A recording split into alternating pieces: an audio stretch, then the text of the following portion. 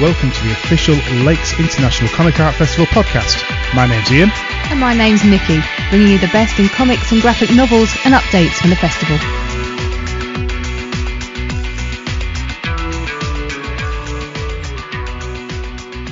Welcome to Mutterdowns, the yakking endlessly about comics section of the podcast. I'm Pete Taylor, I'm the chronicler of Silverbeard. Online I trade as This Man, This Pete. And as always, the mutterings will be supplied by...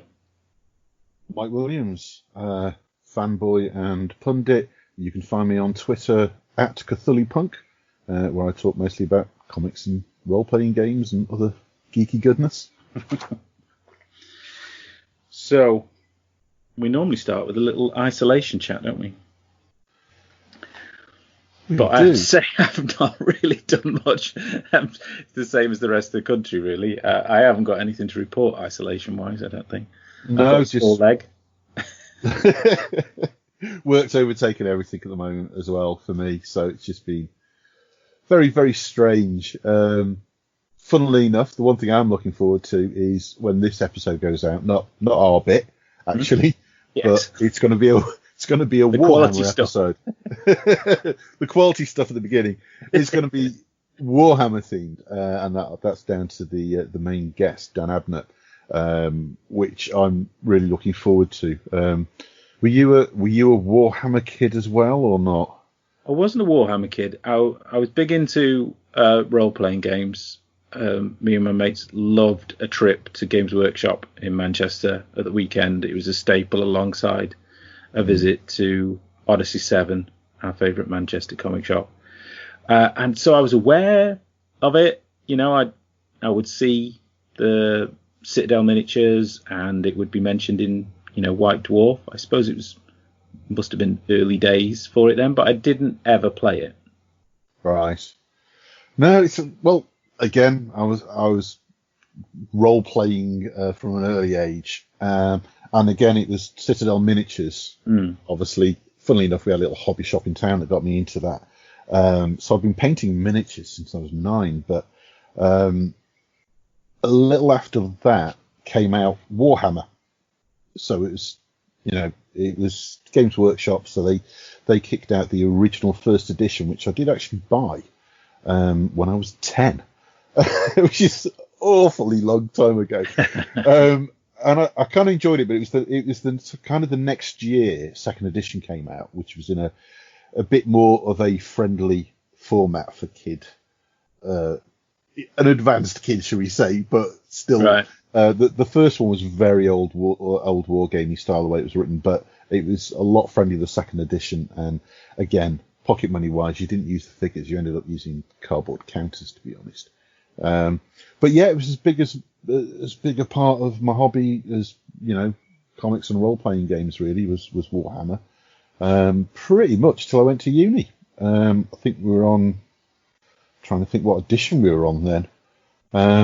And that was although I carried on role playing, Warhammer was the thing that kind of dropped just availability of people that played and stuff. I think after university. Right. So I missed several editions. And then came back in probably towards the end of 7th, beginning of 8th. And that's how I met Ian, in fact, was when we moved up here to the Lakes, found a great little gaming club, which was predominantly Warhammer 40k. And that's kind of how me and Ian met. And then we realised that, we're both really into comics as well.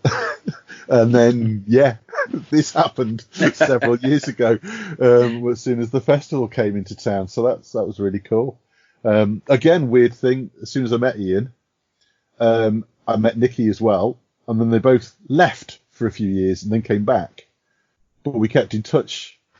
And by the time they came back, the festival was about to start. So it was kind of us getting to know each other again. The festival was there, and Ian had this idea of doing something. So it's weird how Warhammer actually was the reason that kind of brought this all. But I have to admit, I'm not a current player. I was very into my Vampire Count and Dark Elf armies up until it kind of swapped over, I think, 2015 to what's called Age of Sigmar now, where they kind of destroyed the old world, which was where all the fantastic novels and stuff that supported it were out. Brilliant ones. Gotrek and Felix, Malice Darkblade, and funnily enough, Dan Abnett's Thunder and Steel was a brilliant book that was quite influential for me.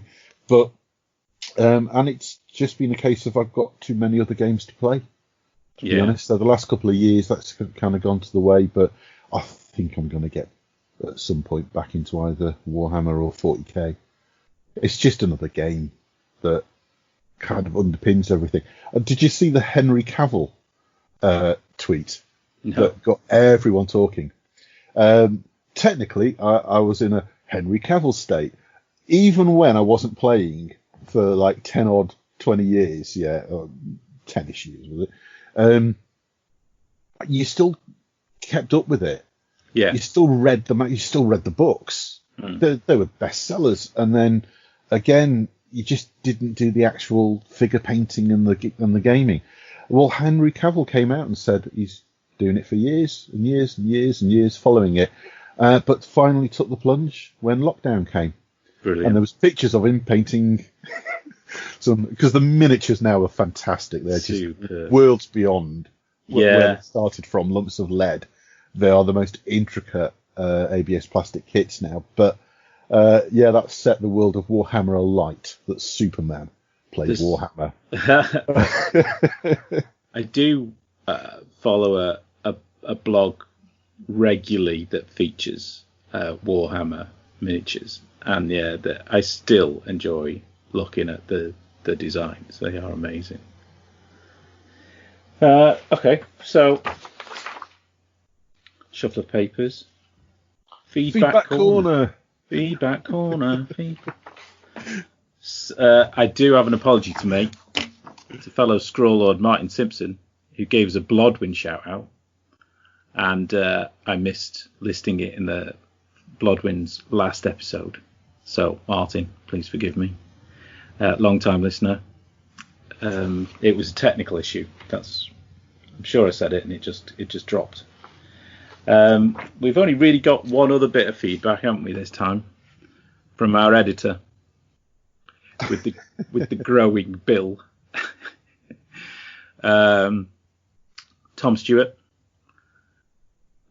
Dear editor, these are getting harder and harder as it goes. You put zombie and drama against one another, and you listed The Walking Dead.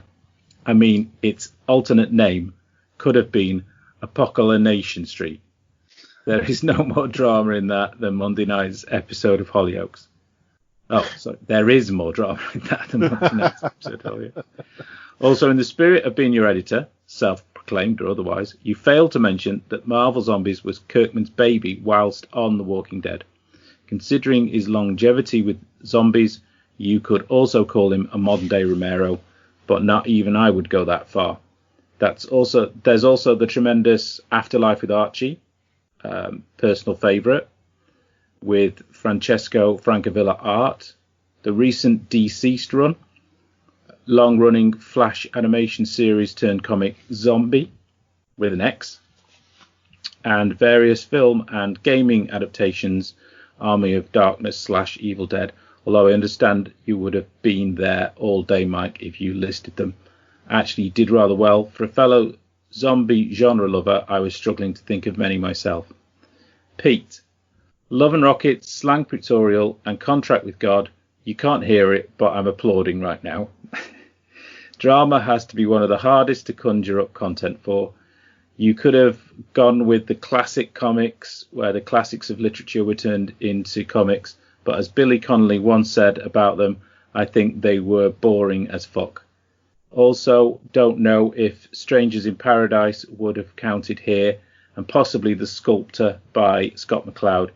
Aside from going down the autobio route, your hands were pretty tied here, but you did well. I would have said more, but your failing internet has ruined this letters page. Keep up the good work, lads. This mindless one. Can't wait to hear the next round. Your buddy, Tom. P.S. Jeff now has deeds to both your houses. You have until the end of the week. Kisses. can hear Jeff now. So, yes. Don't need much feedback when you've got that. I have to say, I did have a bullet point on Afterlife with Archie. Because the fact that Archie actually had a zombie episode is just fantastic. Because a lot of people were hailing that as that shows that the Comic Code Authority really was dead. When Archie had zombies in, which is something they specifically banned. But yeah, Zombie as well. I had something on that as well. But no, well, I think that was pretty good feedback overall for a change. So that's all right. No, appreciate that. Thank you, Tom. Which leaves us to what are we doing? What is this all about? The World Cup of Genres, Mike. That's what this is.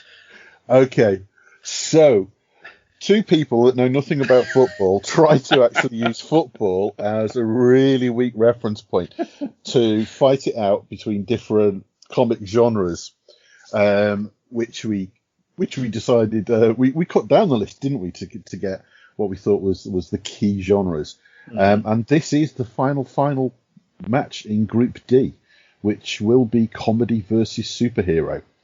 The results so far: Western versus crime, a win for crime.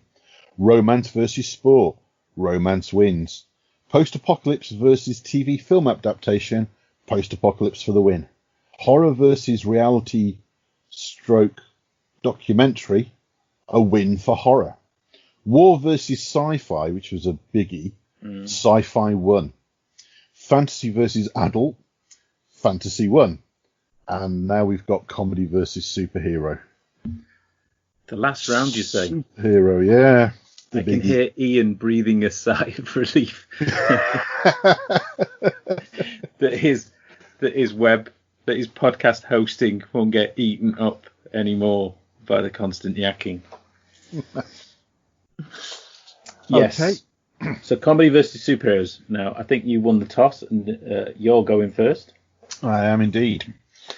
Right. Comedy. It's another one of those wide-ranging genres, which is very much tacked on to other. But I'm going to try and enforce a bit of a personal definition on it, just to try and make this a bit briefer than it could be. Technically, comedy as a genre was the only genre that actually existed at the beginning. Don't want to get too deep into Egyptians had sequential pictures and all this kind of stuff, but or people saying the Bayeux Tapestry was the first comic or anything, although admittedly that's not funny.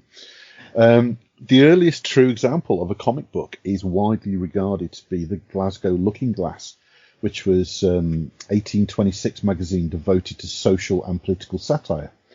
It did have sequential panels, and it had speech bubbles and boxes, and it had ongoing serialized stories, so they were continued. And the mid-1800s, strips such as those in the Glasgow Looking Glass were a regular feature of newspapers. In fact, political mischief-making Punch magazine started in 1841, which gobsmacked me that when I looked that up. But by the late 1800s, newspapers both sides of the Atlantic got into a practice of hiring comedy writers, as in comics, to write their stories, and this became the comic section. Hence comics. That's why we call them comics. That's the whole origin of the phrase.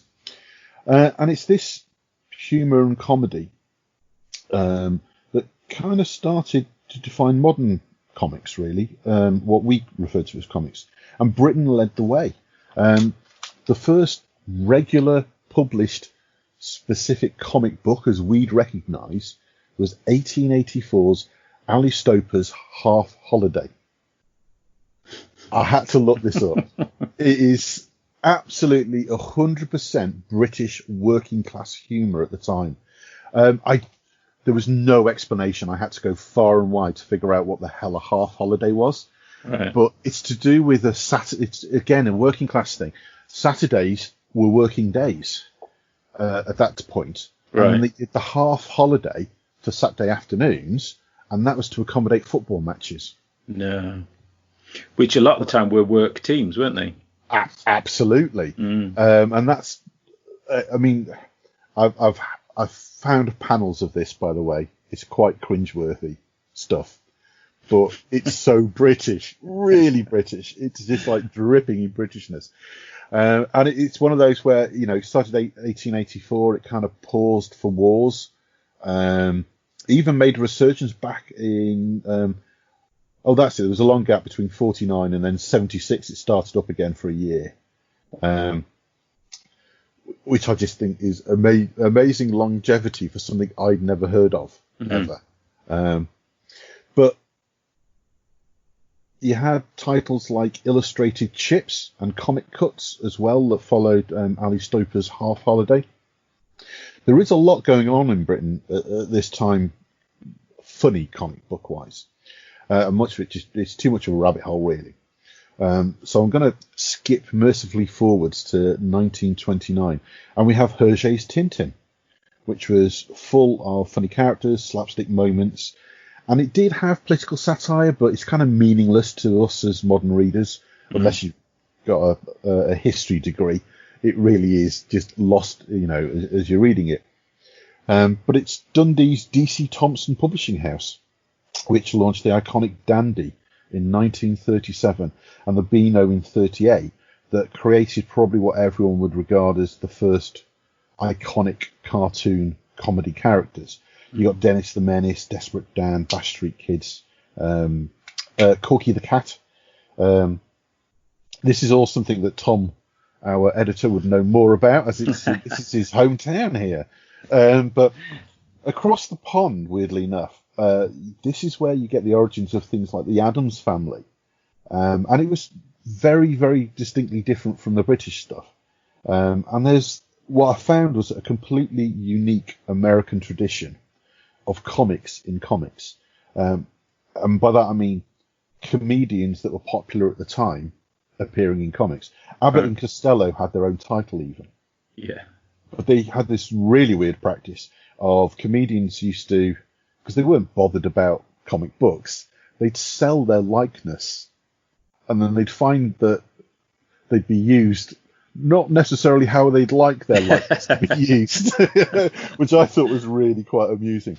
But yeah, there was a lot of US favourite comedians at the time, like Ron Pickles appearing in Superman.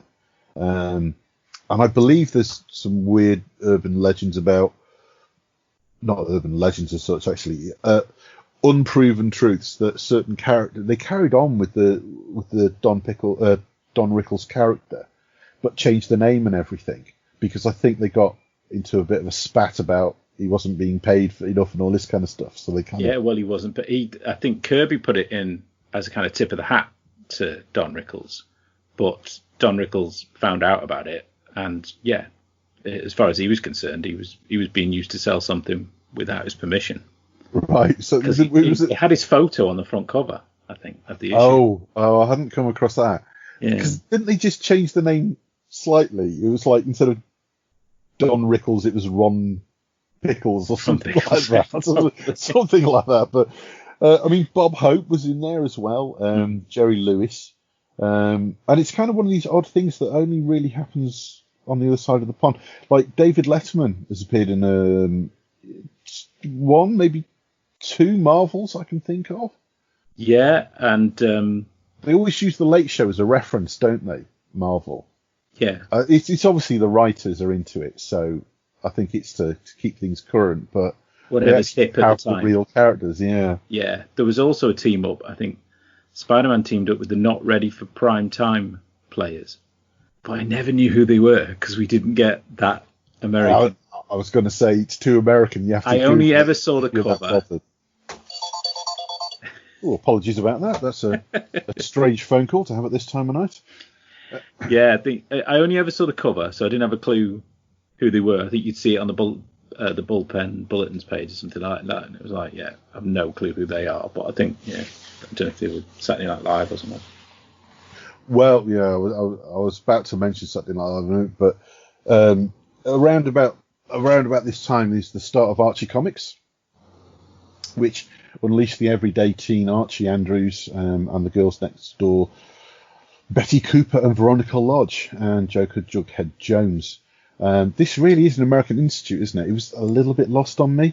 Still is to this day, but it's just iconic in America. And it was very much a comedy title when it first came out. The whole Riverdale universe now, it's enjoying a major comeback with comics and a TV show as well. But it's very much squarely in the teen romance genre now. But it's just started out as a funny book. It was gag, yeah. Again, skipping ahead, 1950 is the start of Peanuts. And we get to a seriously important US landmark, 1952, and Mad magazine from Kurtzman and Gaines, courtesy of EC Comics, which they featured quite heavily so far in all of this World Cup as the origin thing. It's an important focus of change for American humour, I think. It kind of brought in the true American ability to satirise and parody. And it influences the American style humour so much, I think, going forwards. And it led to the kind of skits and sketches you get on Saturday Night Live and The Late Show. It's all very much within that sort of university humour school. Yeah. National Lampoon, all that kind of stuff. I have to admit, Mad Magazine, I loved the film parodies that they did. I think growing up, those are the kind of things I went for when, again, Mad Magazine, I don't think I ever bought an issue. It was always waiting rooms for me. But I remember as a kid, again, I drew my own Empire Strikes Back parody in a mad style. Nice. And then I must have gone to the doctors or something, and then realised that they'd beaten me to it by a year because we always got it like 2 years later in a waiting room somewhere, and they did the Empire Strikes Out. But my favourite title was Conehead the Barbiturate. But I remember Top Gunk and Robo-Slop did make me laugh, even though I know that it was really childish and their parodies became really formulaic, but I still read them. It's a bit of it's just one of those guilty pleasures. But and then the next big comedy boom, 1958, artist Peyo unleashes Les Schtroumpfs onto the world, aka the Smurfs. Comedy gold. The following year, the first edition of Pilote sees René Goscinny and Albert Uderzo unleash Asterix with the now familiar hardbacks following the year after, with Asterix the Gaul. And weirdly, still going, 2019 gave us Asterix and the Chieftain's Daughter, which really isn't as raunchy as that sounds. But 61 also gave us Boba, Le Prince de la Véjon, the irrepressible criminal escape artist. But no, I hear you say, stop, Pete. Once again, regular listeners are already far too aware of Belgium comic world being our specialist subject. Last time myself and Pete talked about this, we lost a day. So for the sake of time, if you're happy, Pete, I'll stop there, I think, on the Belgium. Well, okay, I don't think we're serving the listeners right, but okay. So, next bubble, 60s and 70s. It had its own distinct style with underground comics, small press counterculture comics with excessive sex, violence and drug use, but mostly the dirty, filthy sense of humour. Robert Crumb's Fritz the Cat is probably the most notable example at this time. Although I have to admit, I read a lot of underground comics. Initially, it seemed to be a bit of just like a wild space of comics where it was a chance to go completely anti-comics code and get away with anything you wanted. But after a while, it kind of did have a coalesce into a more distinct subversive vibe. And the humour, I think, still continues to influence to this day as a certain subtype. And the weird thing is, it doesn't matter. I mean, the amount of people I know that are either plus or minus 10 years on me, and if they went away to college, they came across underground comics. Yeah. even just the big reprint volumes and all sorts. Like it's some kind of, I hate to say studenty, but it is. That's kind of my experience of it. But yeah, it's a lot of it as well was so American and counterculture, which somehow resonates here. It's very strange. It was a bit art house over here, wasn't it? It was a little, yeah. There was a little bit more British. You get a bit of a crossover if you were at uni, and then you'd go to the art house cinema sort of bookshop. Yeah, they'd have a lot of sort of underground, or I think those kind of. And it's amazing how many artists started there. I mean, obviously Hunt Emerson, but Brian Talbot started in underground comics, didn't he? But I think he was more. I've only ever read serious stuff from Brian. Right. Don't think he did the humour one, the humour part of it, but. The next bubble for me was, again, the mainstream evolution of British underground comics, and that's Viz. I mean, it started in 79, but obviously hit the big times mid to late 80s. Yeah. It just became part of the national psyche almost. I mean, by 89, there was just an avalanche of copycat and homage titles that hit the shelves. When you went into Smith's, and there was just, there was almost a whole shelf, wasn't there, dedicated to Viz and Viz likes. There was Gas, Talking Turkey, Brain Damage, and Spit. All of them, I think, lasted 2 years, and that was it. I think Smut was the only one that kind of lasted marginally longer. And to be honest, the master continues for a reason. Viz was the originator, and there's a reason. There's a quality to Viz. There was a consistency. Yeah. Do you remember Oink? Yes. Because I think Charlie Brooker worked on Oink. Did he? Mm. Oh, I didn't know. I love Charlie Brooker was. He started out as a cartoonist, or certainly worked as a cartoonist. I think there were a few comedians. I know certainly there are a lot of comedians who are very good artists, but I think Phil Jupitus might have worked professionally as a cartoonist as well. Yes, I know. But that kind of scene, yeah, you know, I think it's the kind of poster, flyer, underground comics, you know, helping your mate out, sort of, that can get you, you know, your foot in the door. I'm waiting for Phil to appear on. Have you been watching Grayson Perry's Monday art project? That is one of the best things to come out of the whole shutdown. My favourite programme of the week. Absolutely, it's ours. Absolutely adore Grayson Perry's Art Club. Yeah, it's fantastic. In fact, the girls today, finally, we've been waiting for him to announce the theme at the end of each show, and I think it took me to go to the website, and I was like, no, we found the theme for the very last show, I think next week. Right. So both girls have found a piece that they're going to send in for the last episode, or has been working on a piece to send in as well. So, yeah. If you've not watched it, the reason we're mentioning it is they normally have a comedian of some sort on. They've had Harry Hill, they've had Noel Fielding, obviously. Vic Reeves. Vic Reeves. Vic Reeves is one I was thinking, like, wow, when's he going to come on? He's bound to come on at some point. But you're right. I'm expecting Phil Jupitus on that. Fingers crossed. Got to be, yeah. But going back to Viz, I have to one confession. I had a copy of Roger's Profanosaurus in the downstairs toilet in our house for over a decade. It just didn't make it when we moved to the lakes. Not my choice. That's all I'm saying. Just that I've got another mate, and he still to this day has. It's just the perfect toilet book. Yeah, it's just absolutely perfect. I think we've got the big hard one in our toilet. There's just so much out there now.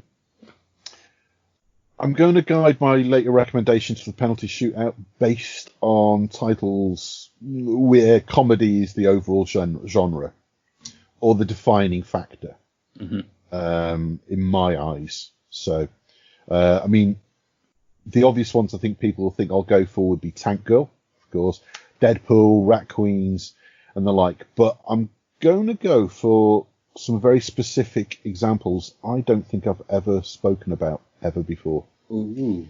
So you'll have to wait Find for the something penalty new. shootout. No, actually, it's my shtick repeating myself, isn't it? That's my bag. That's the drinking game. Right, so that leaves me with the gargantuan task of discussing superheroes. Pretty much the history of the modern medium. You've gone right back to the early days of comics, the earliest start, but in terms of the 20th century, the history of the medium is pretty much the history of superheroes. Comics started in popular American terms in 1933, reprinting newspaper strips. Occasional new strips appeared, but new packaging houses like Iger and Eisner started to become common from about 1936, and they would package and create entire strips for publishers to combine together into comics.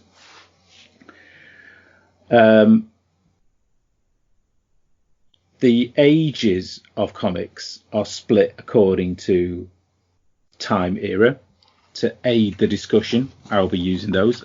When I looked it up, interestingly, Wikipedia only had 4 different ages of comics. They had the golden age of comics, which is 1938 to 1956, silver age 56 to 1970, bronze 1970 to 84, and the modern age 1984 to the present. Now that seemed a little too simplistic to me. I think towards when you get to the modern age, I think you're giving the modern age a bit of short shrift by, It's too going understand, 84 yeah. to the present. Yeah. Yeah. I think golden age, silver age, bronze age, fine. I don't have any problems with those because I think there's clear defining beginnings and ends, which I'll get to. So I had a little look round, and there was a guy called Alex Grand on comicbookhistorian.com. He broke it down a little bit more differently. He had the golden age from 38 to 47, the atomic age from 48 to 55. To be honest, I've ignored the atomic age. I'm fine with the golden age. I'm counting the golden age as 38 to 56. The silver age, 56 to 69. Bronze age, 70 to 84. He had dark or copper age from 85 to 91. Extreme age, 92 to 98. And the movie age, 98 to now. I was expecting think somebody to say the movie age, because that's a common one I've heard people use. I think they're fair enough. I think possibly there's an argument of whether the dark and the extreme age need to be separated, but there is an event, I think, that happens that causes him to group them that way. So I think I'm largely going to use his with a little bit of tweaking. It is interesting. There is a slight difference between the golden age for comics, 38 to 56, and the golden age for superhero comics, which is 38 to 50. And that little 6-year gap is notable. So the golden age of superhero comics, 1938 to 1950. Pre-38 mentions, Mandrake the Magician is credited a lot as the first superhero. He first appeared in 1934. There's also a guy called the Phantom Magician who appeared in Mel Graff's The Adventures of Patsy. Never heard of him, but apparently he has a claim just as equal to Mandrake the Magician. I mean, the fact that he's got the Phantom in his name makes him a little more superhero-y in my book. The Phantom himself is often credited as the first costumed hero, masked to hide his identity, and quite a specific choice of body-hugging garment that is quite superhero in its style. It's the beginning of Leica, isn't it? Let's face it. It's all right. It's a unitard. It's fine to be masked hero, isn't it? But it's what everything else. Zorro's a masked hero, but he doesn't particularly dress like a superhero. There is an element more than a mask that is generally needed, I think. I mean, the Phantom counts as underpants on the outside. Totally. Yeah. They're both Mandrake and the Phantom were created by Lee Falk. I don't know if the fact that they were created for comic strips as opposed to comic books has an element, because superheroes have an intrinsic link to comic books. That all came about, obviously, because the reason the Golden Age starts in 1938 is the release in June of Action Comics #1. Pete's just grabbed a drink. What I thought he said, Jesse said, Action Comics #1, his arm went out a shot, and I thought you were going to bring one out. Yeah. That'd be all right, wouldn't it?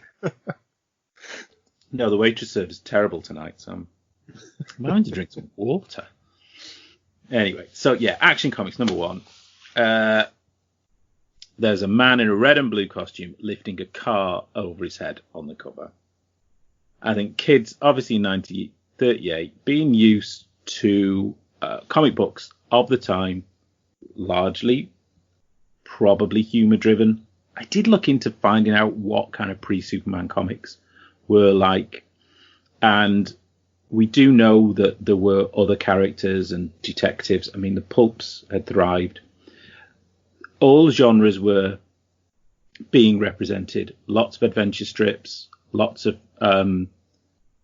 crime and humour, funny animal. But what was it about Action Comics #1 and this particular character that absolutely kick-started a whole brand new genre? He was the first comic character to have powers that were far beyond a normal human being.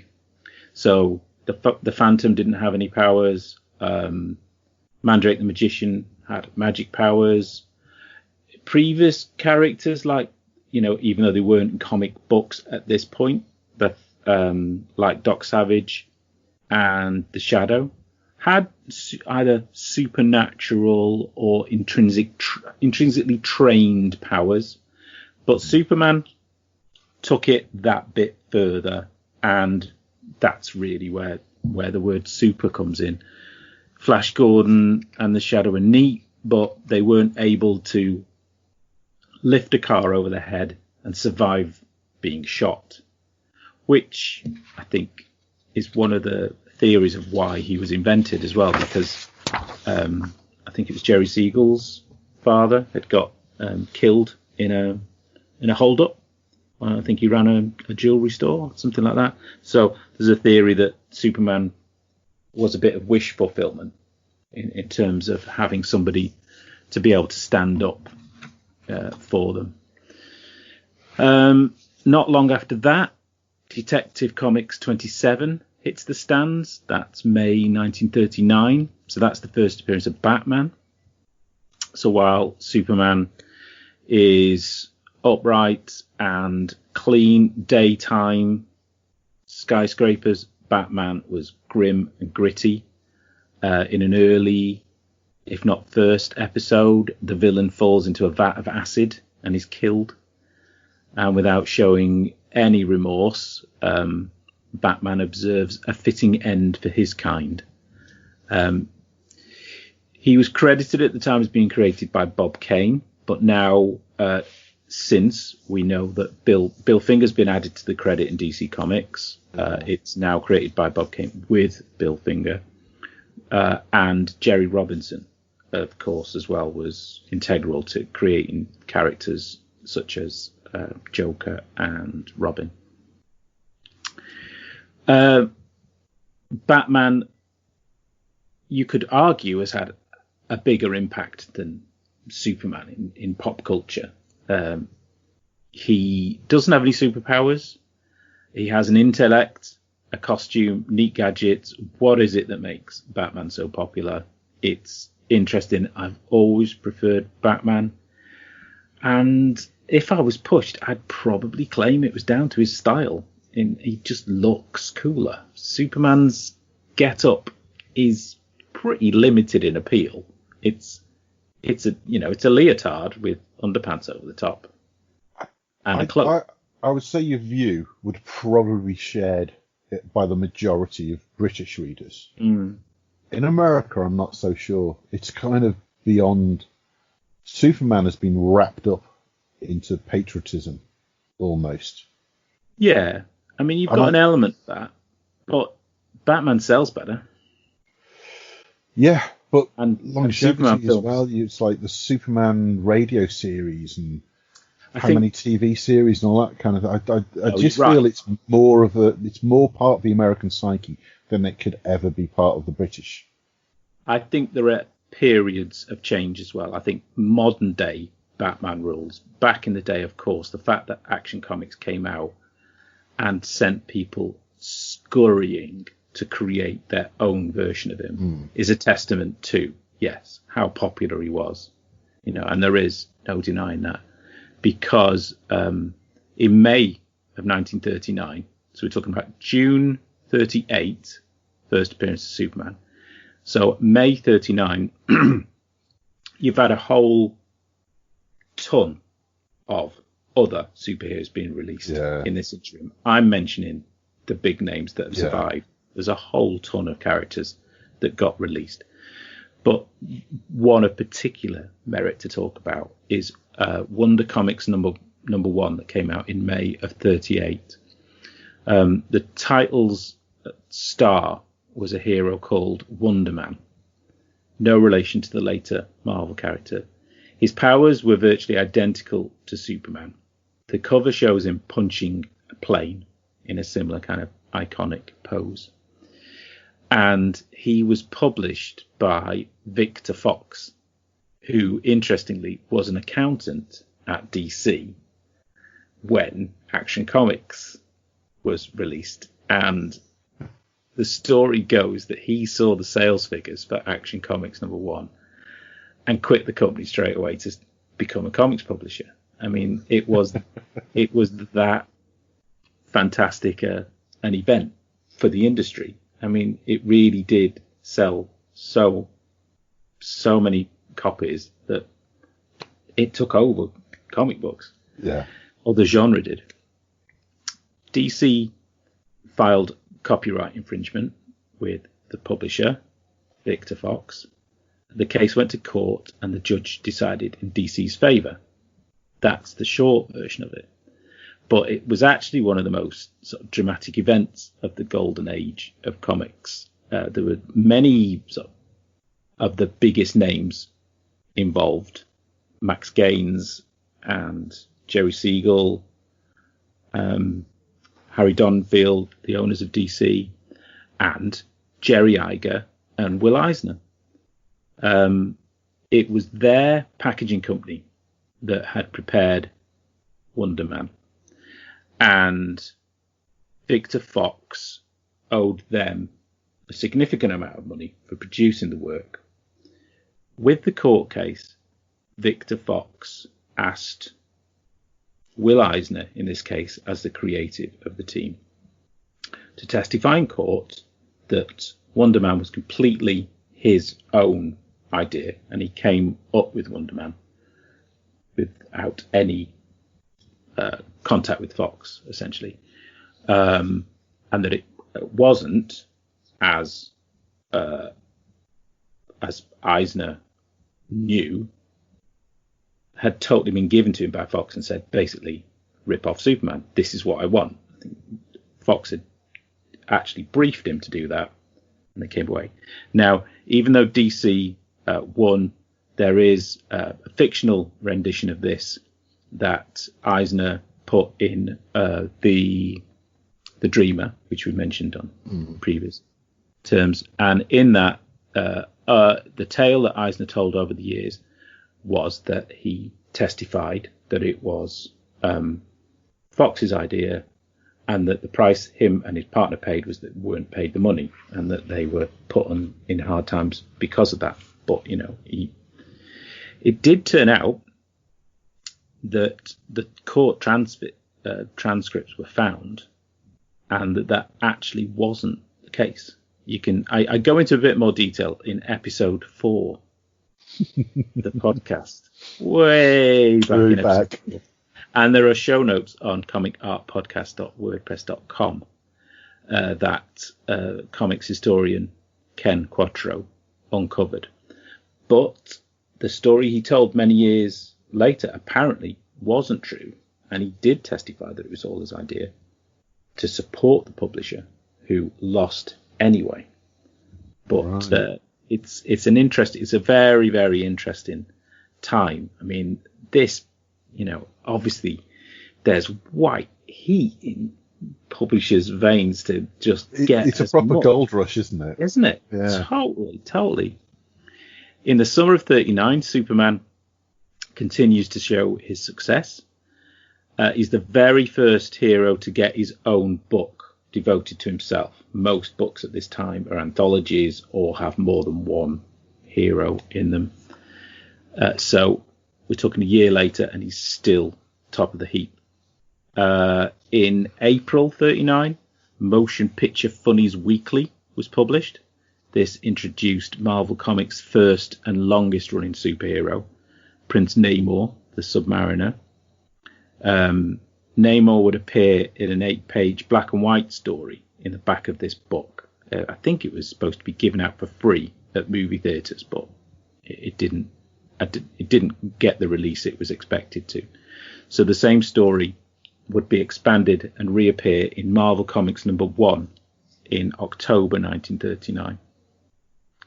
A group of successful superhero artists or creators at this point from Funnies Inc., which was another packaging house, they contacted publisher Martin Goodman, and they supplied him with finished comic strips of heroes such as the Submariner, which was by Bill Everett, the original Human Torch, the android, created by Carl Burgos. Also in the book, you had Kazar, a hero called the Angel, not the same one. I think he was a kind of mustachioed crime fighter, and a kind of Lone Ranger ripoff called the Masked Ranger, which was just reintroduced to continuity in Marvel Comics number 1000. Now, a small little footnote at this point that I am calling it DC and Marvel. They aren't actually called DC and Marvel at this time. There's convoluted sales on and amalgamations on DC side, from originally called National Comics and then Detective Comics, but I think even unofficially they were being called DC in the 50s. Marvel at this time is Timely, and then becomes Atlas, and then becomes Marvel proper in the 60s. But we'll just keep it simple at this point and call them DC and Marvel. January 1940, The Shield. He's the very first patriotic American superhero. The much more star-spangled approach and the fight for America would cause other superheroes to take up similar style. But he was introduced in Pep Comics #1, published by MJL magazines, who became Archie Comics. February 1940, we've got Whiz Comics #2, featuring Captain Marvel. And that was just 2 years really after Action Comics. That was the biggest bombshell to come after Superman. He was hugely, hugely popular, Captain Marvel. And DC didn't like that. They saw similarities, too many similarities to Superman, which I always thought was a bit unfair. I didn't see the original Captain Marvel, even if they shared powers. Stylistically, he was way cooler. I thought Captain Marvel, with his slightly, was it Napoleonic style sidekick, he had the proper kind of piratey boots. He was a lot more over the top. He had his little side tunic. His symbol was cooler. The stories were more playful and perhaps childish, and his supporting characters had more of a fairy tale theme to them, which again was different from Superman. But DC wasn't having it. And let's face it, it was less to do with the shared powers and more to do with the approximately 1.4 million copies per issue that he was selling. Yeah. Those numbers were specifically for Captain Marvel Adventures in 1946, but he was selling gangbusters, and DC didn't like it. They wanted to be top of the heap.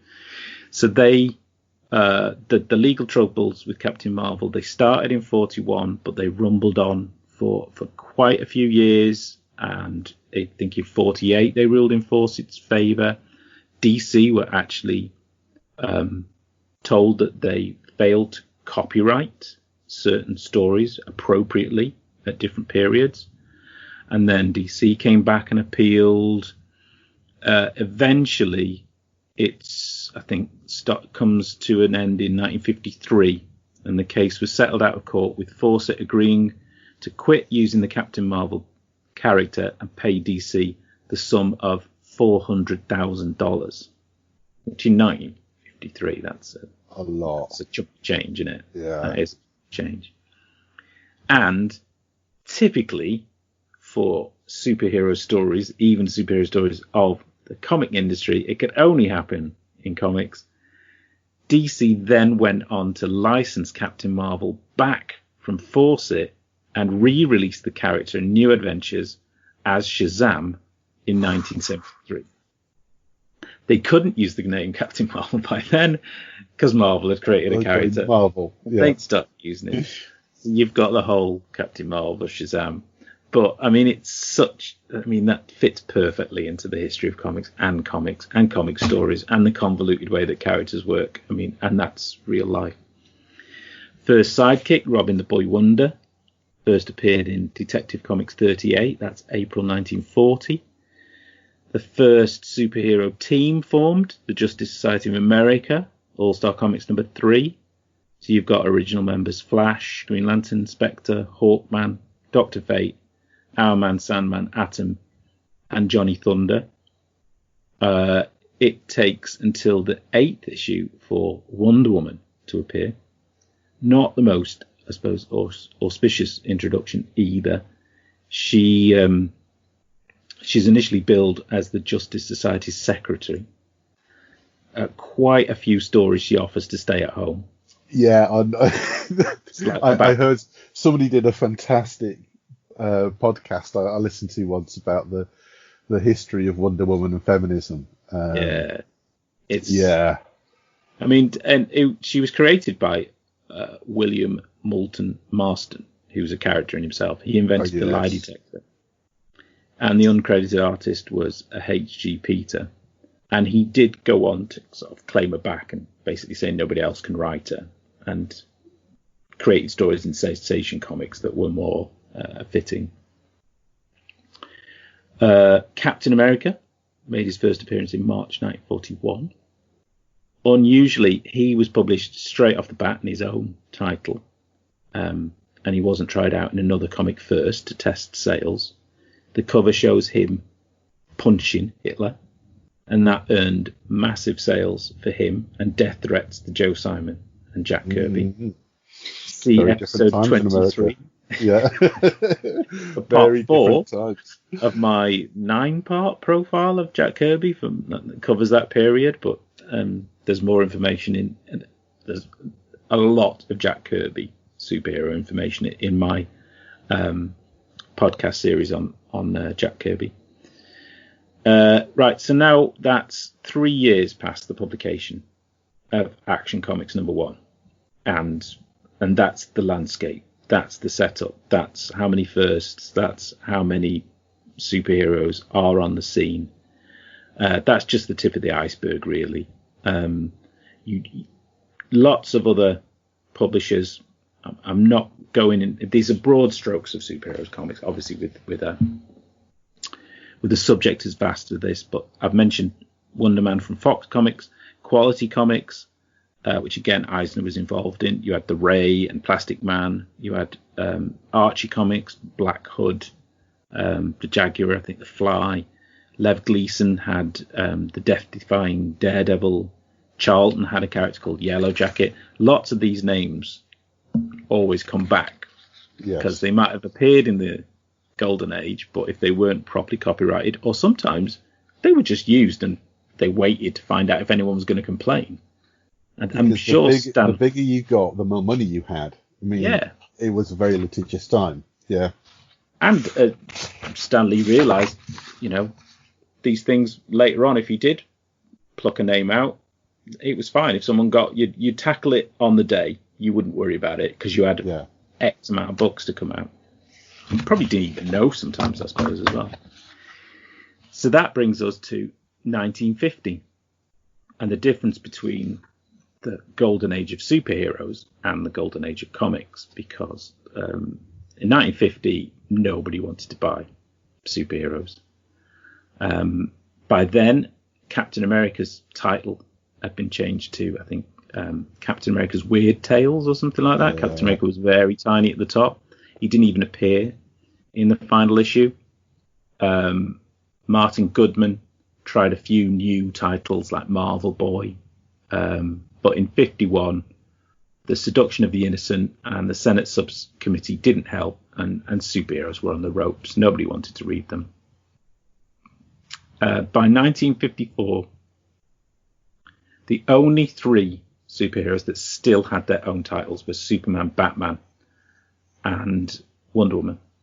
They were the only superheroes that kind of survived. So that was the end of the golden age of the superhero. Silver Age, 1956 to 1970.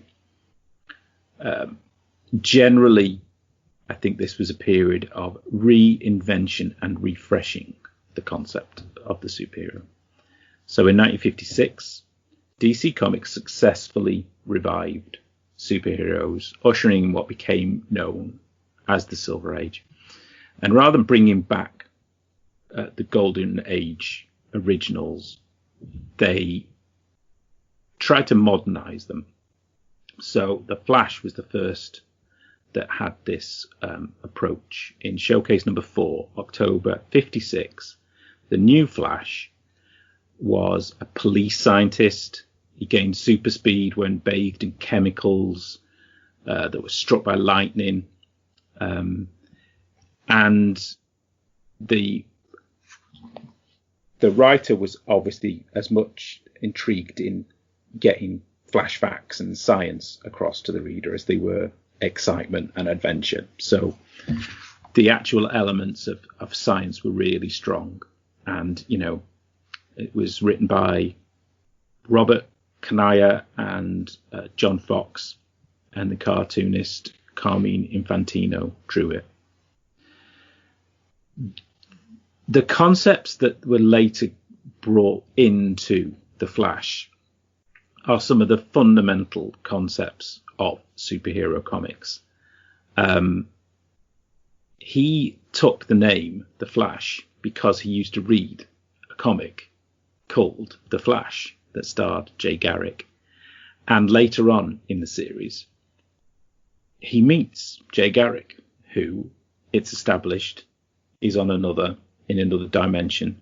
So that introduces the multiverse straight off the bat. You've got what would later be Earth 1, Earth 2. You've got superheroes that don't go away, that don't die. Stronger scientific connections. There's more of a science fiction element being brought into comics now, that away from that kind of mythic storytelling approach that the Golden Age often had. And it was successful. I think there's probably perhaps a little bit of influence from TV that was happening as well. I think some of those kind of TV shows and were influencing some of the comic writers. There's now a link to science fiction through some of the editors that used to work with as agents or with science fiction writers. And the Golden Age Flash proved popular enough that they revived other Golden Age heroes in a similar fashion. So Green Lantern, Hawkman, and the Atom became more scientific superheroes. The Atom what was another scientist rather than a diminutive wrestler, and he could shrink. He had a dwarf star in his belt buckle that enabled him to do that.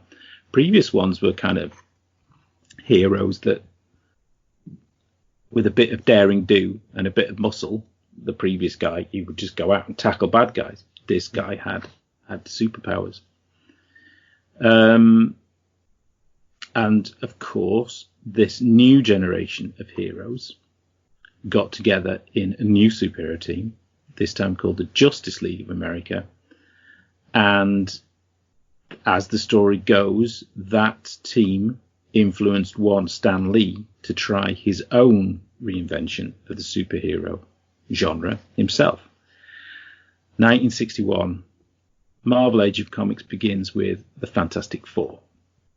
The squabbling cast, we're not talking superhero costumes in the first 4 issues, I don't think. Mm-hmm.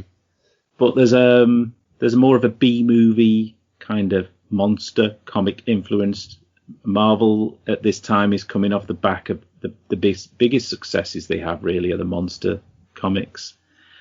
Jack Kirby is a driving force behind this concept. Some would say it was his concept. There's a lot more attitude to this, and obviously the Marvel Age itself. There's a rock and roll sensibility to Marvel Comics compared to what is seen as a more middle of the road, safer kind of DC books. Kirby and Dicto's powerful, trippy, or sometimes psychedelic art, at Lee's Carnival Barker personality, everything's got a much more sort of melodramatic story tone to it. So Marvel Comics 1961, followed by Incredible Hulk 1962 in May. Amazing Fantasy brings us Spider-Man again in 62. Journey into Thor, August 62 brings us Thor. March 63 brings us Iron Man in Tales of Suspense 39. March 63 again brings us Amazing Spider-Man #1. In May of 63, you've got Sergeant Fury and his Howling Commandos. July 63, Doctor Strange appears in Strange Tales. X-Men in 63. Avengers, September 63. August 1964, you've got Daredevil #1. And X-Men #10 introduces Kazar in 1965. So that's 3 years. Okay, 2 years if you forget Kazar, but that's 2 years to build the bedrock of the Marvel Universe. I was going to say that all the staple titles. And they've not really changed. You could argue to this day, the only one I haven't listed Captain America in there, but I mean he's somewhat existing, so that's just a revamp really. And they were able to do that with only publishing 8 books a month. At this point, they're limited in the amount of books they can get out. Whether you look at it as 8 books a month or 16 bi-monthly books is another way they did it. There were, of course, other companies, Charlton, Tower Comics, Gold Key. The Batman TV show was on, and that gave an increased sales to a lot of superhero books. At this time, DC comics historian Peter Sanderson, he compares them to like a big Hollywood studio, and he argues that having reinvented the superhero archetype, DC by the later part of the decade. Thank you. Just got, the waitress has arrived. Thank you very much. The latter part of the century, they're suffering from a drought of sort of creative thought. He's making a claim at this point. The audience for comics are no longer children. You've got the kind of college, university readership, which is really helping Marvel grow. And it's the second period of boom time, really, with the Marvel Age, that gives the industry a boost, perhaps since Action Comics #1. interestingly, what is seen as the end of the Silver Age, what ends these ages is also interesting as much as begins. The Flash getting reinvented in 56 obviously kick-started it. You would not have got the Marvel Age of Comics without that. But the end, some say it's the death of Gwen Stacy in, I think, Spider-Man 73. But that comes a little later, I think, for a lot of people, and there were a lot of new trends that happened before that. I think the end that fits for me is when Julie Schwartz passed on the reins of Green Lantern to Denny O'Neil and Neil Adams, and that kind of passing on generationally from somebody who was involved back in 56 with the reinvention and now passing it on to another generation, I think really does serve as the end of one era and the start of another. Right, just wet my whistle a moment. Pardon me. Well, seems rude not to join you. What are you drinking? Hobgoblin Ruby today.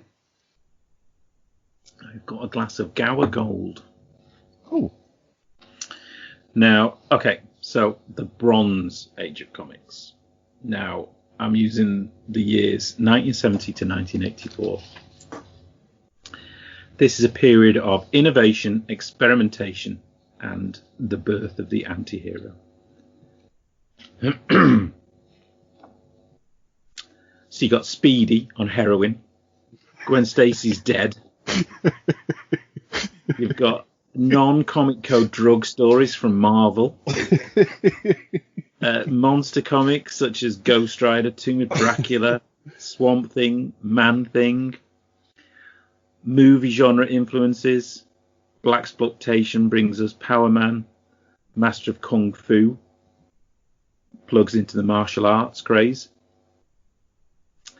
You've got intercompany crossovers. So Superman meets Spider-Man. Yeah, Batman meets the Hulk. You've got the reinvention of the New Teen Titans and the X-Men. Certainly towards the latter end of the Bronze Age. That goes on to really establish the definitive 80s superhero to a point. You might have to divide it to mainstream and grim and gritty, but we'll get to that. But certainly the New Teen Titans and X-Men, they started off in very ho-hum roots, both of them. You know, nobody's reading, I don't think many people are reading early Teen Titans books. X-Men, you know, though they never grabbed me of a lot of the Liam Kirby books. Elsewhere, the rise of characters such as Punisher and Wolverine, they both come out in 1974. So you've got the anti-hero bursting into action during the 1970s. So that's, you know, helping to define the Bronze Age. There were people are claiming there's a lot of tragedies and disappointments happening, and people welcome this kind of violent anti-hero with open arms. There's obviously comparisons to be made with cinema of the time as well. This is the time of Dirty Harry. So you've got a less clean-cut hero being introduced to readers at this point in the 1970s. Oh, we've hit 8 o'clock, man. I was just going on mute. For those that don't know, there's clapping outside. It's 8 o'clock. It's Thursday, so we feel rather bad, don't we, for talking about comics? Yes, this is the second time we've been talking long enough at the end. We mentioned about whether or not to edit this out or not, but I think you're right, actually. It kind of sets the... This is all about us yakking on for hours, which we normally do when we get together, but we don't. We rarely normally do shows together. But it's because it's lockdown and... Yeah, there's a reason, isn't there? Yeah, there's a reason we're doing this. And the longer form is partly, you know, to put forward excuses for distractions. But this is one time when you're just showing your appreciation. So well done, NHS.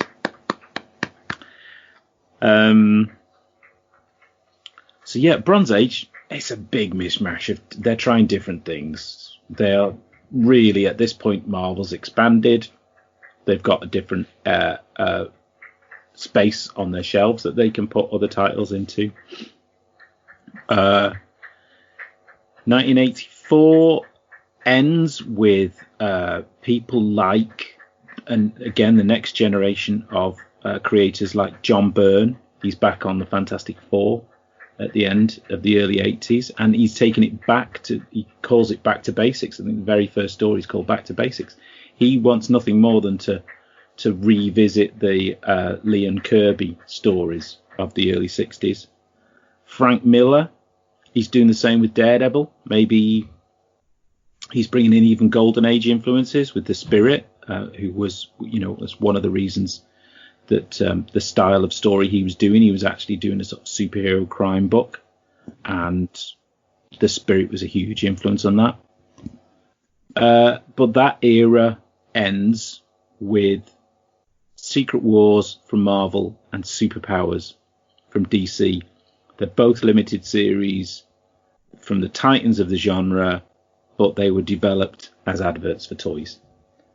So I think there's a kind of fitting end to, well, it's not a fitting end to a period of innovation and experimentation. It's quite a sad, but it's obviously for mid-80s comics, it slots right in there. And also, what 1984 brought us was the beginning of Crisis on Infinite Earths. So now we move into the dark or copper age of comics. That's 84 to 91. The audience is older, and we hear something that you couldn't avoid as a comics reader in the 80s, and that is comics aren't for kids anymore. So the defining moment of the dark age starts with Crisis, really.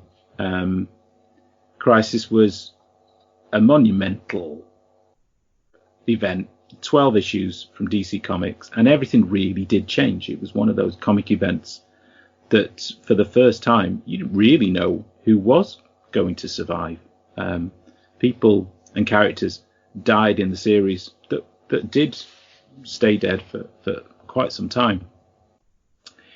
It was DC compressing and simplifying their multiverse into one universe. It was largely the idea of writer, and I think probably editor at the time, Marv Wolfman, who was the writer on the hugely successful New Teen Titans. And he felt all of the Earths were unfriendly to readers. And over the years, various writers had added other parallel Earths. And maybe it was a plot device or just an easy way out sometimes. If DC bought characters from another company, it was quite easy to put them on another Earth, like with the Charlton characters. Or I think at this time, Shazam was on Earth S. And there was a feeling that the DC multiverse was just a bit convoluted and a bit of a nuisance. I think at the time they were not selling as well as Marvel, and Marvel was seen to have a more contemporary, easier to understand and more unified universe. Yes. Which brings us really to the concept of continuity. Now, is continuity exclusive to comics? You can have canon elsewhere, and people talk about, Star Trek canon and what existed, or Star Wars specifically. Yes. Yeah, what is canon and what isn't? Which of the books and which haven't? And you have huge kind of moves, but because it's not as ever published as comics, this concept of continuity and what is in continuity or not, it's just like a kind of more ever moving canon, isn't it? Really, it's got this kind of, it is, it's got momentum. Star Wars is the best example, actually. Right, the biggest problem with Star Wars was caused by Marvel. because Star Wars came out and they started immediately Star Wars comics. Yeah. And then, of course, Empire Strikes Back came out, the movie, which kind of completely nerfed half of what Marvel had come out with. Yeah. And that carried on through. And even, obviously, when we got past they did the original trilogy of films, there was a huge gap until they did the final trilogy. Mm-hmm. So again, Marvel and Dark Horse were pumping out all these different stories, which are great. Dark Horse did the entire of what happens after Return of the Jedi, all of which they had to discount completely and go back and say this is now called Legends because there were things that you'd hear in the canteen or whatever, rather than actually happened. Whereas comics can't do that. They can't turn around and say, this is the same medium you've always watched, you've always read X-Men in. We've got to do a reboot, but again, this is why comics need to just only go forward, never backwards. Reboots are very difficult to do. Well, and this is where it got complicated. And that's why, I mean, ultimately, one of my favourite things about DC was the history.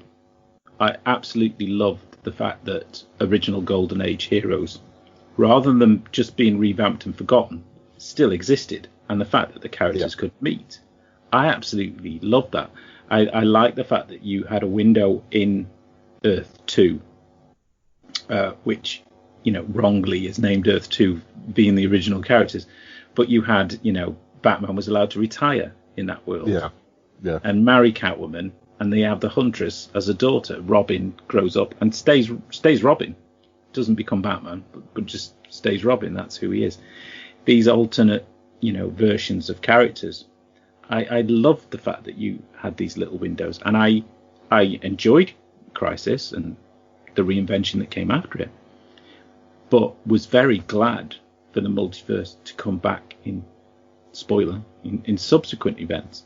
Yeah. And some writers go out of their way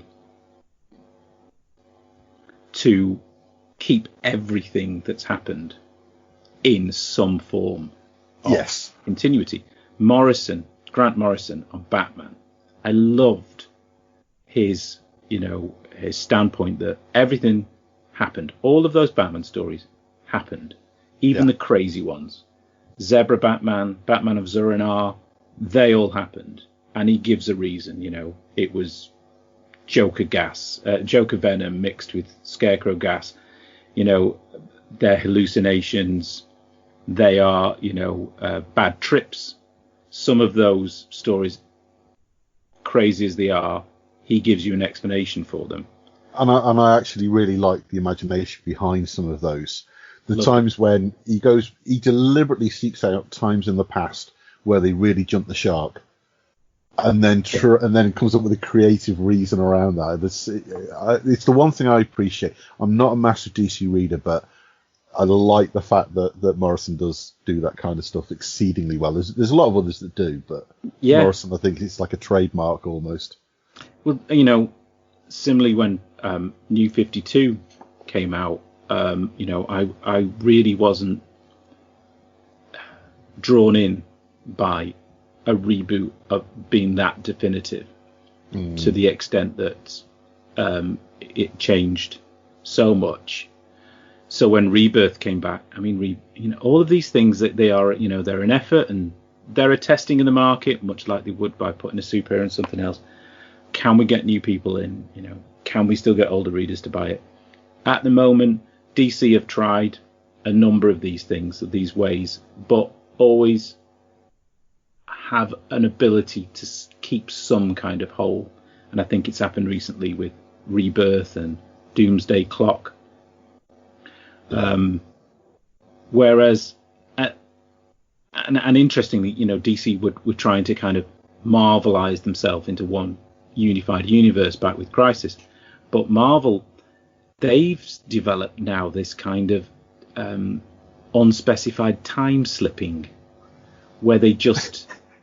You just have to go along with them that nothing's changed. Yes. You know, and they'll just change dates or settings. Yeah. And they'll just do it in a kind of, oh yeah, didn't you realise? oh, it's always been this way. And you're kind of like, no, it hasn't. Read and Ben, they met in World War II, not Korea. Oh no, they didn't meet in Korea. No, they've met in, No, it's definitely Afghanistan. Else. Yeah, I'm sure it was. Tony Stark, yeah, he was injured in Korea. No, it was definitely Afghanistan. Yeah, no. And you're like, what? When did that change? And I find that more confusing and a little more irritating. This kind of it requires a bit more further knowledge of back and It's, so you don't really know how long Captain America was in the ice anymore, do you? It was always it was 20 years or 50 years or whatever. I swear to God, Marvel route for America to go to war every so many years because they use that as the starting point for so many different origin stories. It's true. But probably one of the best things to come out of Crisis was whatever happened to the Man of Tomorrow. And again, it's this recognition of change, which is brilliant, that comics can kind of self-refer to themselves. So the fact that Crisis ended nearly 50 years of Superman stories, so they put a cap on it. They do Alan Moore writes, Kurt Swan draws, George Perez and Kurt Schaffenberger ink 2 issues, the last issue of Superman, which was 423, and the last issue of Action Comics, 583. So this is 1986, and it's an imaginary story of the final tale of the Silver Age Superman, and it's brilliantly done, and it's regularly rated as one of the best Superman stories, and it's just an example of how you can very rarely close off a superhero tale. They are ever expanding, and luckily Superman and that particular period ended up with a lovely cap. And it was more important, really, than the event that followed it, because Crisis then gave John Byrne the chance to reinvent Superman with the Man of Steel.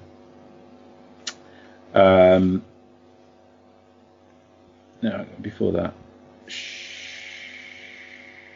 Alan Moore and Kurt Swan are an incredible bridge between ages. You've got Alan Moore being the modern writer who is really taking comic stories into the next decade, working with Kurt Swan, who ruled Superman stories for the 60s and 70s.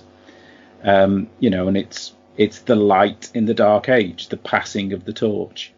Moore, I'm sure, is not so supportive of some of the long-term impacts that his other work had, but his love of Silver Age comics is probably taken up more of his time after Watchmen than before, really, because we're now talking. So we're in 84. So we've got the rise of. So are we now? So he's done Swamp Thing. You've got the British invasion. You've got a whole heap of writers who are moving forward with a more adult sensibility to comics. I think the growth of the direct market in this age probably had something to do with it. Comic shops have opened. Comics are not just available on newsstands anymore. There are specific stores opened up.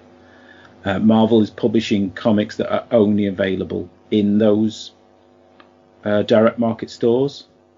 And that is allowing more adult-oriented comics to be sold, because they're not seen on a kind of newsstand shelf. You have to walk in and buy them. Watchmen and Dark Knight Returns obviously are key books of this time. They're grim and gritty. You can see a path with Frank Miller from his early Daredevil run through Ronin, Born Again. Karen Page becomes a junkie. Classic grim and gritty, posturing. And that's all before Dark Knight Returns. I'd kind of forgotten that Daredevil Born Again was before Dark Knight, and it's in some ways it's it's grittier than Dark Knight somewhat. And then he goes on to Sin City and 300 later on. But all of that kind of, British invasion, Frank Miller, dark cloud. It's only a dark cloud for the characters themselves, really. Obviously, readers lap it up. At the same time, Dark Horse starts in 86. Other companies come and go first, Comico.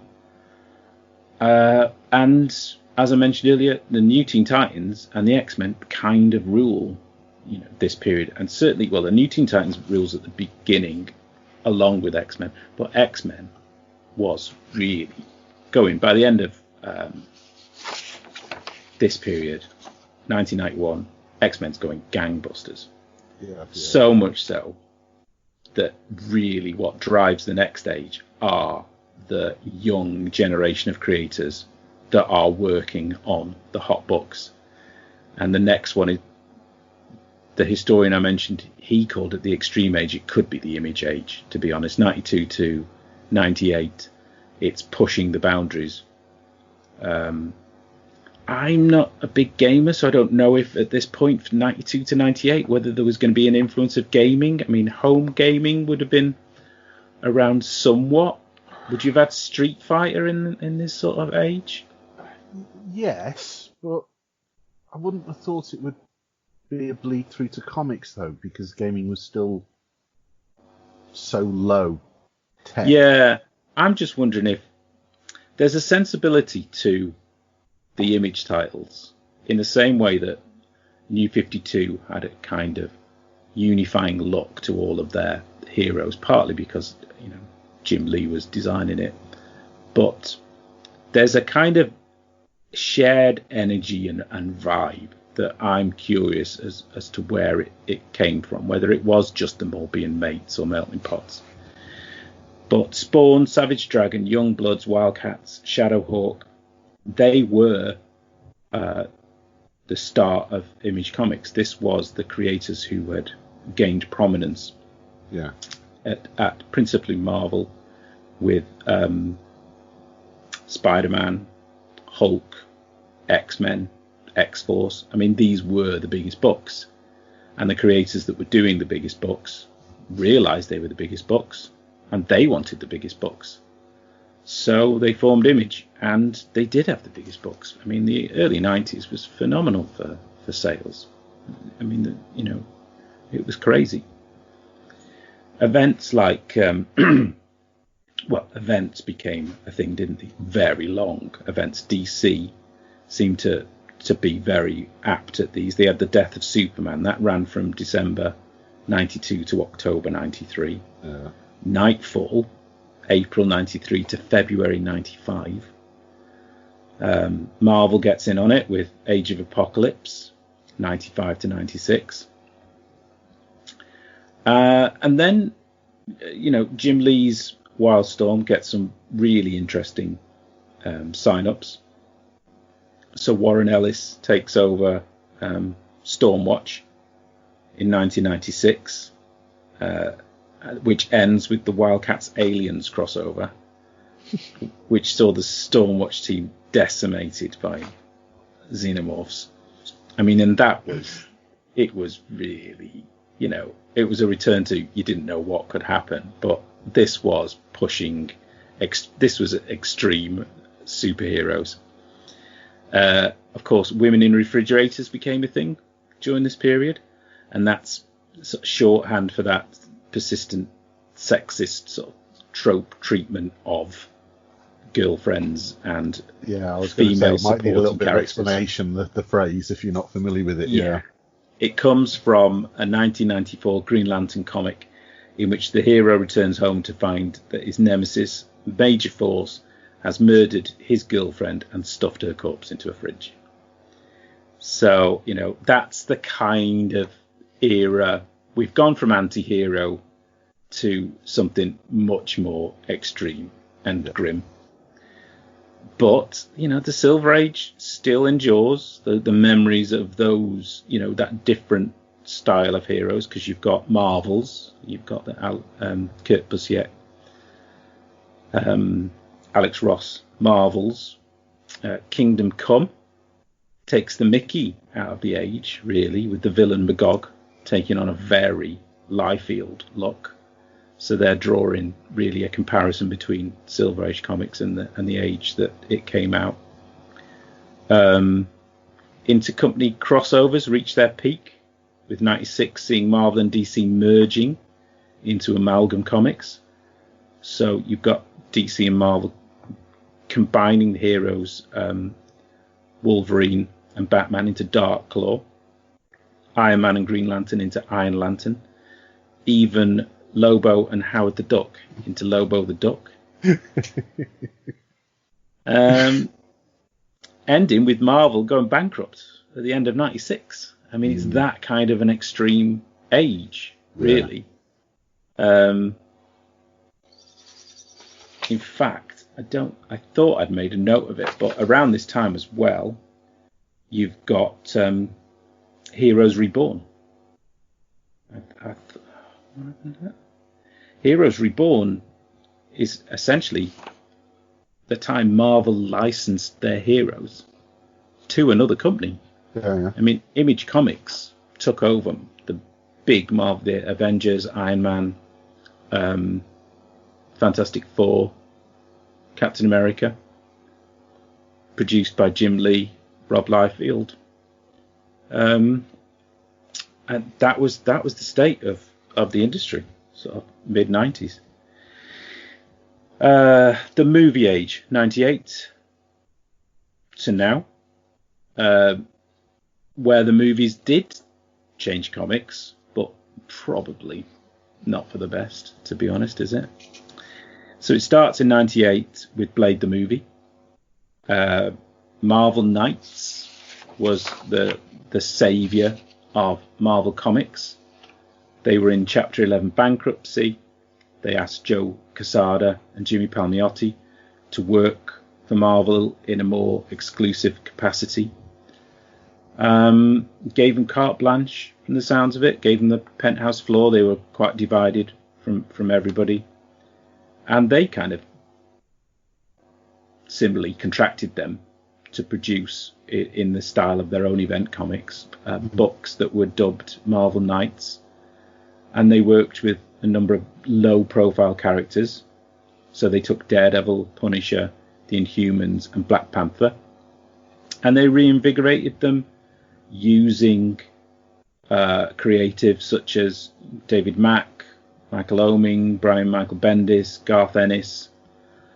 Kevin Smith was obviously used as top of the heap at the time. Young blood, bringing in a different sensibility to the stories and some much needed publicity, probably at the time. I have to admit, I really liked the Marvel Knight stuff.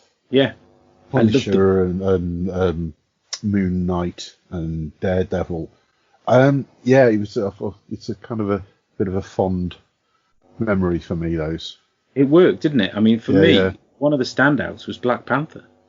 I absolutely adored Black Panther. Christopher Priest, Mark Texeira. It was, told from the point of view of I forgot his name now. Martin Freeman plays him in the movies. Anyway, yeah, it was fantastic. Showed Black Panther in a kind of very Batman-esque permanent state of preparedness, which really suited him. And they would generally, there was a bit more removed from the Marvel Universe. So you would have characters popping in, but they were very much just telling good stories in small chunks. And then in 2000, so this is 2.5 years after starting Marvel Knights, and in large part to the success of Marvel Knights, Joe Quesada was named editor-in-chief. So in 2000, Marvel's seen to be in recovery. I think a bit of movie money helped at the time, but largely, obviously Joe Quesada and Jimmy's work on Marvel Knights really turned the ship around or helped to turn the ship around for Marvel. Similarly, I don't know if this points to comic companies finally seeing the link between talent rather than character, but Jim Lee joining DC, you could argue, had a similar impact on them as Joe Quesada on Marvel. Jim Lee felt his role as publisher and growing family demands was taking him away from his role as artist. So he left Image Comics in late '98 and sold Wildstorm to DC Comics, which was quite controversial as well. I think some creators, like Alan Moore, were happy to work for Jim Lee at Wildstorm, but definitely did not want to work at DC again. Yeah. And he did have, several books with Wildstorm. So unfortunately, for some it didn't help. But he went back to drawing. He was doing a Batman Black and White, Batman Gotham Knights. He did Hush, of course, during this period. And then in 2005, he teamed up with Frank Miller on All-Star Batman and Robin the Boy Wonder, which was a series hampered by its delays, and also had some negative dimension for the depiction of Batman and the language that was used in the series. But that purchase of Wildstorm brought other properties to DC. Sleeper, ABC Comics, which was absolutely adored ABC Comics. Tomorrow's Stories, the anthology title. Tom Strong, which was a real sort of Doc Savage, sci-fi, strong superhero family. Promethea, which is your crazy literary superheroine. Top 10, which I should have mentioned in the crime roundup. Top 10, which is basically Hill Street Blues meets the Avengers, or similar, Legion of Superheroes, really. It centers on a precinct that is in a superhero driven city. I absolutely adored. Top 10. League of Extraordinary Gentlemen, of course, which he did carry on with but moved publishers. And also Stormwatch came along, because that was part of Wildstorm, and that led what was, I suppose, the start of 21st century superhero comics. The Authority in 1999 grew from the ashes of Stormwatch, and this brought in the kind of superhero that was appropriate for the movie age. This new era of widescreen cinematic superheroes, courtesy of Warren Ellis and Brian Hitch. It was breathtaking, really, to see the kind of scope that could be brought, and just in a difference of vision that enabled this team to really elevate superhero comics into an era that you hadn't seen or contemplated. They were really, I don't know if it was an influence from movies, storyboards, whether the publisher is pushing, because of, obviously by now there is probably a lot of backroom stuff going on. We're talking about 2000, and X-Men is in the wings, and Spider-Man. But it really does take an absolute turn to being this grandeur of vision. Miller and quietly take over the book and take it into some very X-rated, mature territory in terms of not visuals necessarily, but some quite hard story turns. The Ultimates comes in 2002, so this is Mark Miller and Brian Hitch bringing the same widescreen cinematics and the task really they were given is what would an Avengers movie, what could an Avengers movie look like? Yeah. I loved some of the many elements that were introduced here, some of which did make it into the movies, like Stark having a whole team of techs to put his suit on. I remember it's like Houston, they've just got this army of people building the suit around him. And Thor, I thought this idea of him being possibly a bit mad and a bit of a cult leader in some of the early issues of the Ultimates was very intriguing. Other honourable mentions, Bendis' Avengers. I didn't always fulfill their potential, but they had this similar feel of taking the stories in a different place. DC's The New Frontier, I mean, glorious. Darwin Cook. All-Star Superman is just an incredible series for that's about the first time I got tempted back to Superman. Mm-hmm. Kind of think of the period as well. Some of the Ultimates, yeah. Just prior to that, you mentioned some of the Ultimate titles. With the Marvel rebranding of Ultimate whatever, some worked, some didn't. Ultimate Spider-Man was about the first time I got into Spider-Man properly. Yeah. It was a reboot, but it was actually done well. But I have certain issues with Ultimate X-Men, for example. Mm-hmm. So it was a mixed bag for me, but there was some really good stuff. But like you said, it's just all pure cinema. Yeah. And I never understood, I guess same as you, I never understood where the feedback happened, whether it was comics influencing cinema or cinema influencing comics, or whether it's just the fact that there was like a feedback loop. And you suddenly got these amazing cinematic spreads in comics and stuff.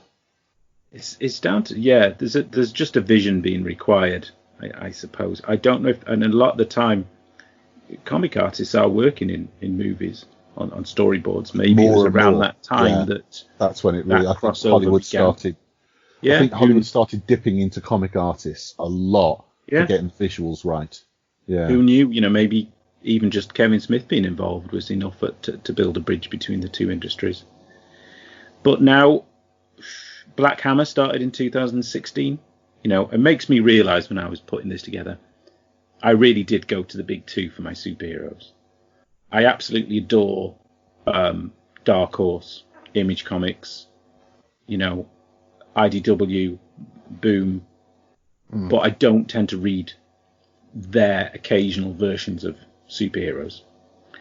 Dark Horse, perhaps more than a lot of other publishers, did have a stream of their own superhero universe. I didn't, I picked up the odd Ghost or Barbed Wire or X, but they never stuck. Black Hammer did, actually. I read all of Black Hammer, really enjoyed that. Jeff Lemire and Dean Ormston's Dark Horse series from 2016.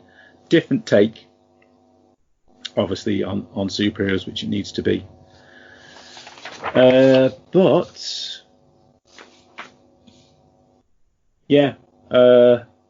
obviously there are many, many things I've left off.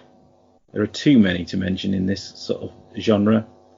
I did go back and read the first volume of Black Hammer, and I do want to read more, actually. It was only because you kind of pointed me at it. Mm-hmm. But again, I think it's a bit like there was a lot.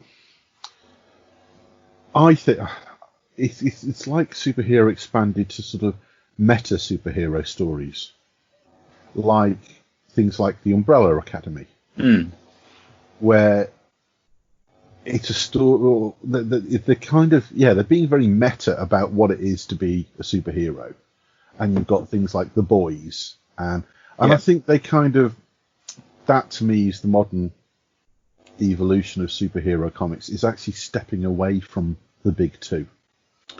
Very much so. You are right. And what I probably realised as well is that much like a lot of creators that keep sort of dipping back to different eras like the Silver Age and the Bronze Age, even though I do love to read, the newer Umbrella Academy and the Crazy and Casanova, or any of the other just meta slightly crazy ones. There are certain pulls to certain styles of series. I think Black Hammer is one of those that fits with, say, 1963, or one of those re-envisioning of Astro City. There are so many that we haven't mentioned, and I do feel that I'll be getting a big bill from Tom for a start. I'm sure he'll think of some groundbreaking ones. Absolutely not mentioned. No, without doubt. I know. I think I might have touched on Alan Moore's Swamp Thing, a little bit. Jim Steranko's Nick Fury. There are just so many. I tried to choose a different, for my penalty shootouts, I tried to choose one from different, sort of each different era. But in the end, I have plumped for a bit of a cross section between, well, I've gone for the usual, hopefully new discoveries, really. I think so. There is one in there that is perhaps more familiar to some people, but maybe the era isn't. But and I'm struggling to find my piece of paper now. I know. Got it. I'm going to have to turn the light on. It's gone that dark. We've been talking. Oh, mate. There we go. Superheroes versus comedy. Penalty shootout number 1.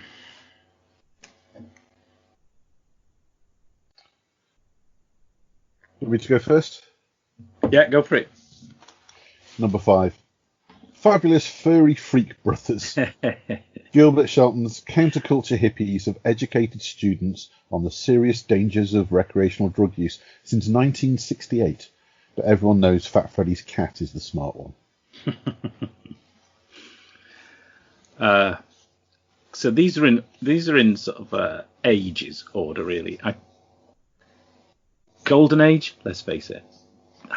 I struggle to read Golden Age titles. I appreciate what they did, and I like to see a creator do something in a style of the Golden Age, like Darwin Cook's brilliant Dr. Faith. So I've ended up going for Silver Age, really, and that is, I've started with the Fantastic Four. It's the granddaddy of superhero comics. The quality of creators involved over its long run is impeccable. But just taking the first just over 100 issues of Kirby and Lee stories, they are rarely equaled, still relevant, and crackling with pure superheroic energy. I will be joining you in voting for Fantastic Four. You kind of have to because of what it is. It's a fundamental, isn't it, really? I think I'd get lynched if I tried to vote Fabulous Furry Freak Brothers over that. Fabulous Furry Freak Brothers, fun memory, but yeah, let's leave it in the past. Oh, I mistakenly put a cross by it. That should be a tick. Number 4 is a new one, so this is kind of a recommendation to people to go out and read. I Hate Fairyland. 27 years of being trapped in the sugary, sweet, whimsical fairyland has turned poor Gertrude postal. And now every muffin-hugging fairy queen, fluffing mushroom man, and son of a biscuit teddy bear is going to get it. It's funny, I guarantee you. Yeah. Now you're going to say something weird. Decades of history. Go on. No, it's not really, but it's something I think people might not have read. It's a specific period of a character. He's done pretty well with creators, but the very first arc of Deadman from the late 60s, It was written by Bob Haney, and he wrote. Right, Bob Haney wrote a bizarre superhero, but Neil Adams really went crazy in showing what comics could do that other mediums couldn't. And I don't think any other artist has shown what's possible in this medium alone since. There are absolutely, there are examples of pure comicness within this particular superhero title. And I don't know, I think he's not that perhaps as well read, really, Deadman. No, he's probably not, actually. He's had some cracking creators as well. Yeah. Jose Luis Garcia Lopez did a miniseries in the 80s that is drop dead gorgeous, and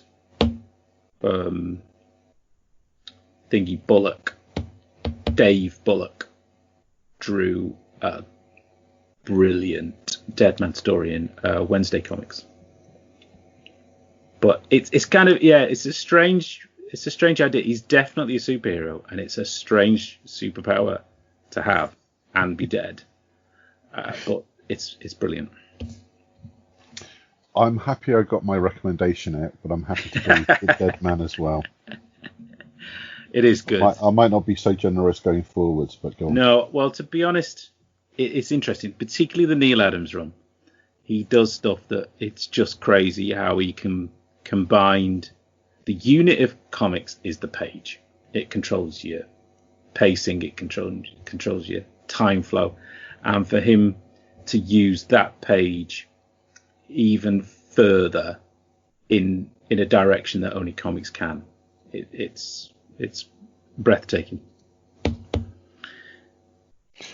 My next one, again, isn't going to be a boundary mover, but it's purely a recommendation. Money Shot. It's 2032, and amid anti-science apathy, a group of research scientists finds a unique way to fund their space exploration, boldly going to find new planets, meet new life forms, and then do them on live stream.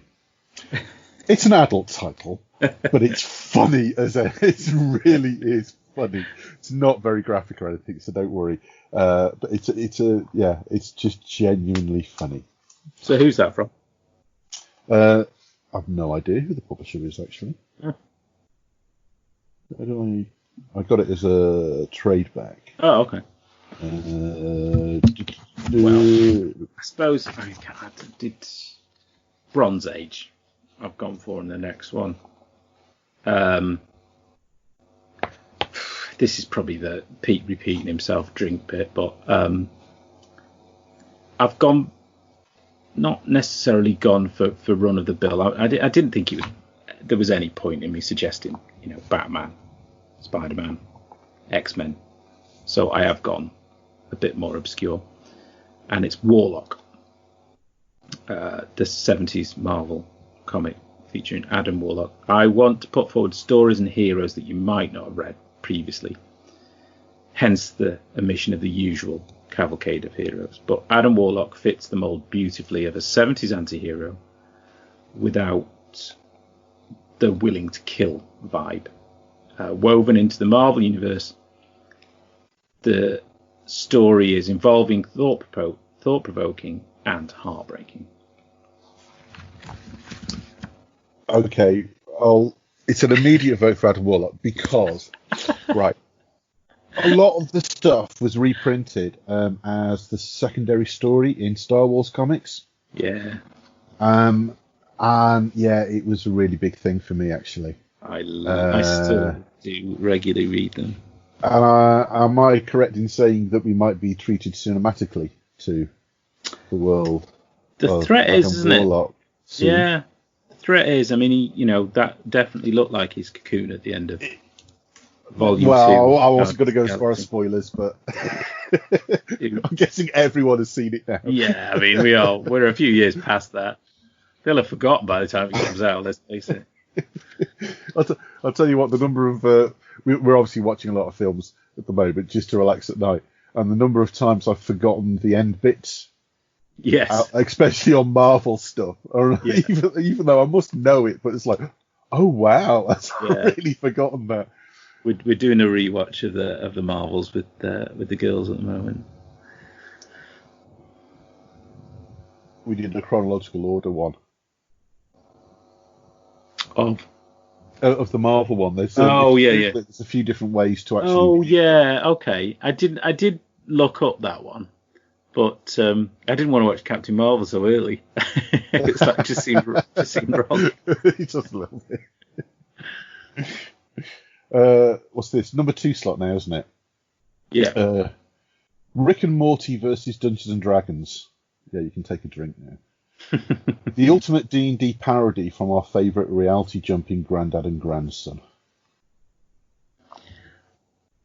I couldn't not do a recommendation from Alan Moore, and I've chosen.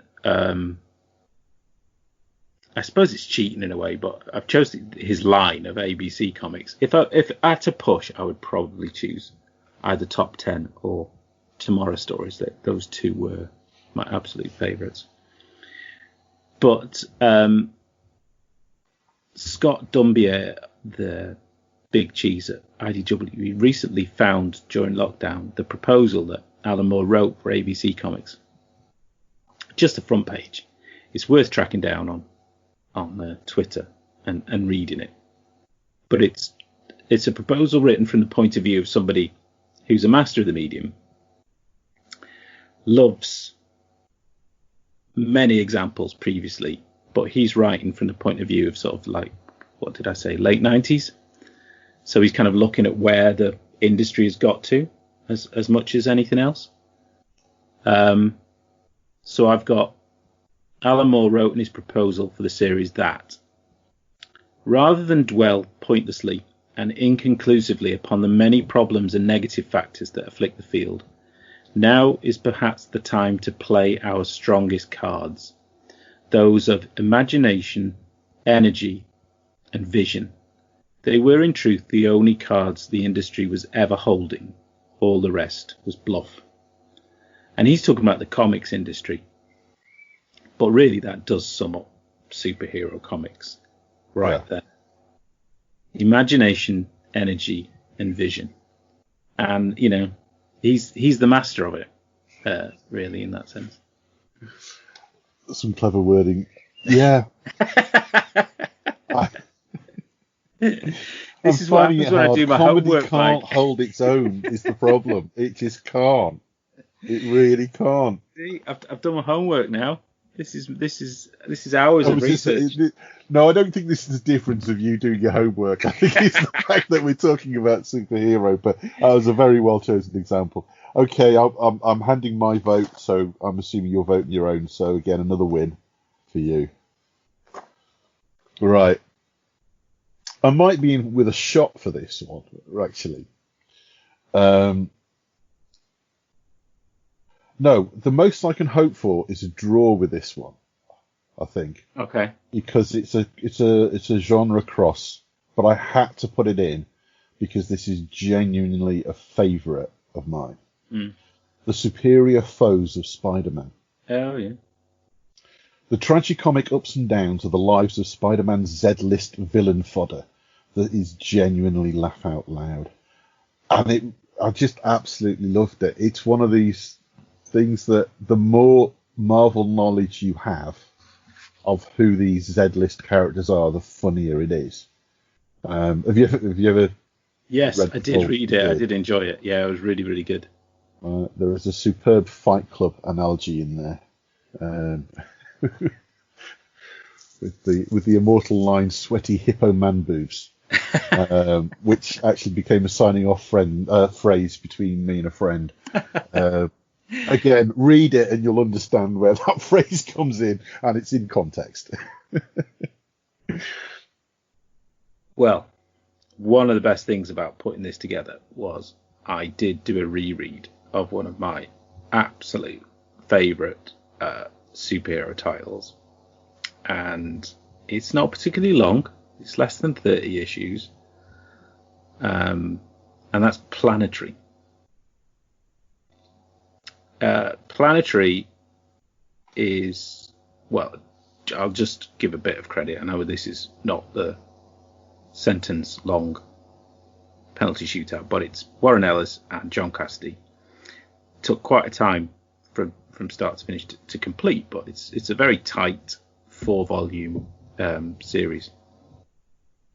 It's an astounding exploration of the superhero genre, its pulp roots, its movie-driven influences, and some of the internal homegrown tropes. But it's also an amazing exploration of the medium of comic books as well. There are some very knowing meta elements that you would expect from a more modern day title. So it actually becomes a really great, almost distillation of the history of superheroes. They touch on so many crossover genres, whether it is... It's coming into the meta superhero category for me, with all the crossover stuff as well. Well, there's a lot of not necessarily hidden elements, but I do know people that didn't pick up on all of some of the elements within there. But the pulp roots, the fact that, I will, there's a slight spoiler, but the fact that one of the main characters refers to them being in a comic in the most high class way that you could read it and not even realize that he's talking, that he knows kind of like they're in a comic. It's one of the best sort of references to, what their universe is a stack of, I think he says it, that we're living in a universe that's a stack of information plates with, I can't do it justice. I should have done it. But I absolutely, it's one of the best bits of getting to the superhero genre. Actually, was reading the Planetary series from start to end. I think I did it in like 2 days. I just immersed myself. It was fantastic. I basically reread everything that I had on my top 5 there, which was a good waste of a day. It really was. It really was. It's fab, isn't it? Yeah. Yeah. It's totally, it's one of the reasons why, putting these things together is you do remind yourself, and that partly drives your passion when you get to the penalty shootout. Really. It does a bit, yeah. I'd like to push for because I know obviously that you're sticking with superhero all the way, and I'd like to push for a draw on this one. It's your option, Mike. Purely because I think the superior foes of Spider-Man, it is a superhero, but it's primarily a comic superhero, comedic. Sorry, I'm going to push for a draw on that one. It can't be a whitewash. It's just knowing in its tropes in lots of ways. Really, it does use those, I think. So again, almost going to the meta. Well, an unsurprising win for superheroes, I think.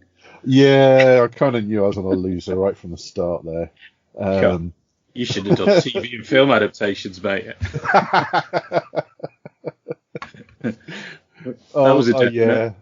To be fair, you got sport as well, didn't you? I did get sport. Although that actually turned out quite a lot of, because I looked at it as well, and it suddenly reminded you that actually, there's quite a few out there. Oh yeah, I'm going to reread that. And you get drawn in certain ways, So I'm aware of my omissions because, for lots of people, the excuse to go back and read the boys would have been an absolute joy during this. But you get, you get the pull to certain things, and it was interesting to see what my immediate pull was too. So I'd have probably gone. You get these itches in the back of your neck. I was really leaning towards a bit of Swamp Thing, a bit of All-Star Superman, some Iron Fist, the Brubaker Fraction. Iron Fist it's always bubbling away in the background. So yeah, it's interesting to see which direction you go in. Right. Fantastic. Awesome. Some good reads there. I know I've got stuff to reread, or Super. I really do want to. I want to carry on with Black Hammer. Actually, that's the one thing. That was an early recommendation from you actually when we first started doing these things. Yeah. I think we should have a big mailbag next time in Feedback Corner, because what comic fan superhero can resist? Yeah, I did expect actually, Mike, a Justice League International mention. I'll get in there before Tom. He's thinking, he's just made a note of that. He's listening to this thinking, they didn't mention Justice League International. Oh, damn, that's 200 quid gone. My ultimate dream at this point would be our inboxes are full of Fabulous Furry Freak Brother fans. Yeah. Yeah. No. Then again, they probably couldn't be bothered. There's a few there, I think. We appeal to the mindless ones out there to tell us that we know we've only scratched the surface of superhero and comedy comics there. So please tell us what we missed out. Ready for what is now going to be? How does it work with? It's quarterfinals next. Or are we in round E or just quarterfinals? Is that what it's called? You're asking? I stated quite clearly neither of us know anything about football. Why did we choose this format? Is that what it's called? I want to speak to my agent. Quarterfinals, I've got no idea if they're groups or what. But we have 4 quarterfinals matches. And hopefully, fingers crossed, touch wood, some big difference. Some new blood. Yes. They'll be radically different. It'll be shorter episodes, I promise. We're still working out the finer details, but yes, that's coming. Awesome. Mike, a pleasure as always. Thank you. Thank you. And thanks for listening, everyone. I'm on Twitter at ThisManThisP. Mike? I'm on Twitter at CthulhuPunk. And the podcast is on that Comic Art Fest pod. And I think you need to come up with a code word. Is it me? People who have reached this time and place of the podcast. Oh, actually, because we didn't do one last time because of their technical fault, did we? Yes, we did. In that case, let's stick with the alcohol, and we'll go with G&T. I hadn't noticed that had crept in there. Which is what my wonderful waitress has just delivered. Thank you very much. That's G&T it is. Thank you, everyone. Till next time. Cheers. Thank you for listening. Find out more about the festival at comicartfestival.com. Find out more about the show and how to contact us at comicartpodcast.uk. Find us on Twitter, Facebook and Instagram. Music composed by Pop Noir.